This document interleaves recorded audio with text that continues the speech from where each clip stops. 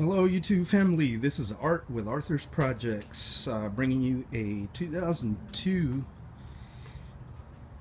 Mitsubishi Eclipse with the 2.4 today. This vehicle was in my last video. As you can remember, we were diagnosing the crank no start on it, and we did find out it was a no compression engine. So it had no compression in cylinders 2, 3, and 4. Only in cylinder 1, so we know they overheated this engine. Customer did not want to repair the vehicle, so they just decided to sell it, and I ended up just buying it from them since it was already here at my place. Just bought it from them, so I'm going to approve the repairs because I want to get this thing up and running. So I've already done a couple of things. I have taken off the valve cover, the timing cover, a couple other miscellaneous things like the coolant reservoir, the air intake box, and all that good stuff. What I'm working on right now is I'm trying to get these exhaust manifold bolts off so I can remove the exhaust manifold a little bit. And then I already took the fuel rail and the fuel injectors off as well, disconnected the whole harness. Now what I need to do is take off all these intake manifold bolts that are holding the intake manifold to the head. I need to take all that off. Once I get that taken care of, we can just leave the intake manifold on the side right there, set our engine to top dead center, and we'll be able to unbolt the cylinder head and send it out to the repair shop and have them repair it and reinstall it with a new head gasket and get it ready to go. So stay tuned. I'm gonna try to film as much of this process as I can without interfering with any of the work that I need to get done, so stay tuned. Alright guys, sorry I didn't videotape the rest of this. It was just a hassle to try to get it done by myself, try to remove the cylinder head and everything out of the way while videotaping, and I don't have a tripod, so I apologize about that. But what I did is I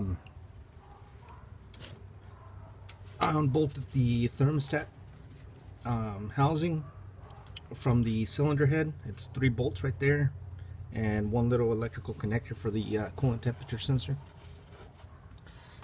Then all these various little hoses right there, right here, a whole bunch of them that have to come off of the intake, and I'll show you that here in a minute. As you can see, here's the engine block. I started kind of cleaning it up a little bit, and I've got to get them all cleaned up and get it ready to go, get the surface cleaned up and ready to go, so I can sit the new cylinder head on it. But here is the cylinder head. This is the original one. I had it machined, as you can see right here. It's all resurfaced. The valves were cleaned up, and they were able to be reused. Everything, the valve springs are all new. So yeah, it's pretty much ready to go. And this is the intake manifold. This is where I was telling you also.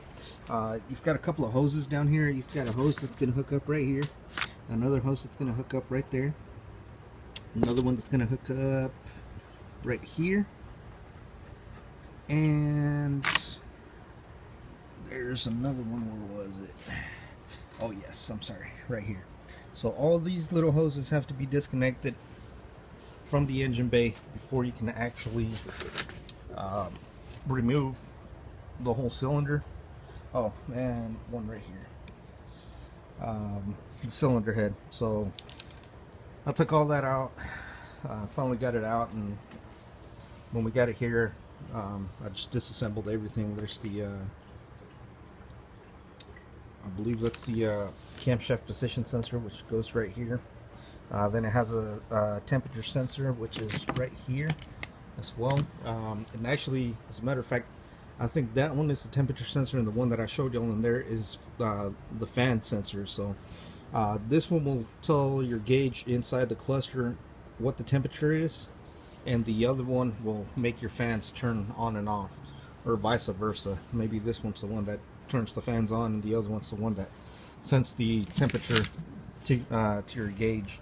So that's what it is. But that's where the coolant temperature sensor goes, right there. And that's about it. Here are the rockers that I have to take off. Here's the little lifters, pretty much.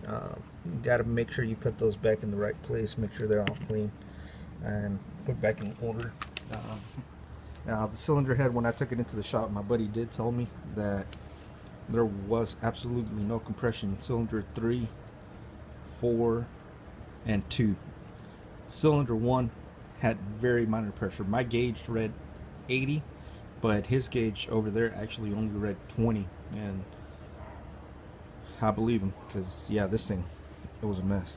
But what I did find out is, here's the old gasket, and right here, I don't know if y'all can see, it actually blew the gasket right here. That's metal. That should be all touching, and this is all eaten up right here, as y'all can see. So it lost pressure right there, and I believe it lost pressure right here. So that's due to overheating. That's people not taking care of their cars. What happened with this one is that they let a hose bust. They didn't fix it. They just put a clamp over it, thinking that would stop it, and it just kept on leaking and leaking. And instead of pouring coolant and water mix, all they did was put tap water in it. Well, that's just going to make it worse. And what happened is they overheated the engine, and cylinder head was warped, so obviously I had to get that taken care of. The gasket busted out, so now I have the new gasket, resurfaced cylinder head, fully rebuilt, ready to install. I'm just got to get all this put back on it, get my intake put back on here, then I can sit everything in there, retighten the bolts up, and install my exhaust manifold right there. Once that's done, I can go ahead and install the new timing belt and the balance shaft belt. These 2.4s have two different belts. One's for the balance shaft and one's for the regular timing belt. What happens is, most of the 4-cylinder engines that are over a 2-liter displacement, I believe, they have to have a balance shaft to keep everything balanced properly. Otherwise, the crankshaft tends to wobble a little bit, and it could cause premature engine failure, from what I've been told. So that's the reason why it has that. But yeah, once I get all this taken care of, like I said, I'll just put the new belts on, rehook up all my hoses, all my connections, and fill her up with coolant, and change out the oil and the filter, and we'll give it a whirl and see how it turns on and how it runs. So stay tuned, and I will try to get you a little bit more footage this time, but we'll see how that goes. Alright guys, as y'all can see, I've got the cylinder head back on there. I've got the exhaust manifold bolted back up. I just need one bolt there, or one nut there to finish it. I've got to torque these down, all these, and then the cylinder head bolts I've got to torque down as well. Once I get that done, I can start hooking up all the electrical connectors, all the hoses, everything. I'm still missing the fuel rail. I've got to hook that up, and then I can put the timing belt back on and hook up my oxygen sensor and all that good stuff. But we got a little bit more to go, and then I'll show you all the finished project once I get everything going and get everything cleaned up and everything. So stay tuned. Alrighty guys, here we go. So this is the finished project. I'm really sorry I could not film the putting back together of the vehicle. It was just too much of a pain for me to do myself, trying to film and putting everything back together. But pretty much you've got 10-cylinder head bolts. Tighten those up. There's a certain torque pattern and torque specs to the way you have to do it. Once you put that on, make sure all your timings are perfectly aligned, and then reinstall your balance shaft belt and your timing belt. Once you do that, you can start putting everything back together. Hook up all your vacuum lines, because there are a lot.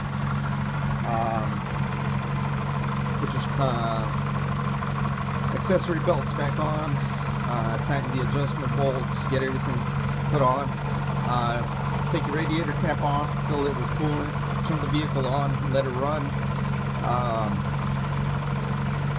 for a good 15 minutes or so. Once you notice, or once you see that both of the radiator hoses have gotten hot, you know the thermostat has opened and the water level is either going to lower down, or it should lower down a little bit anyways. Just top it off, let it run, do its thing, and then just keep an eye out on things. But like I said, here's the finished project. New cylinder head, a whole bunch of new hoses, new water outlet, O-rings, whole bunch of good stuff that went into this car, but it's up and running now. So yeah, there y'all go. If y'all have any questions or comments, just you can either send me a message or leave a comment. If this video was helpful, please give it a thumbs up. If you liked it, give it a thumbs up. Don't forget to hit that subscribe button, and I thank all of y'all. Y'all have a good day.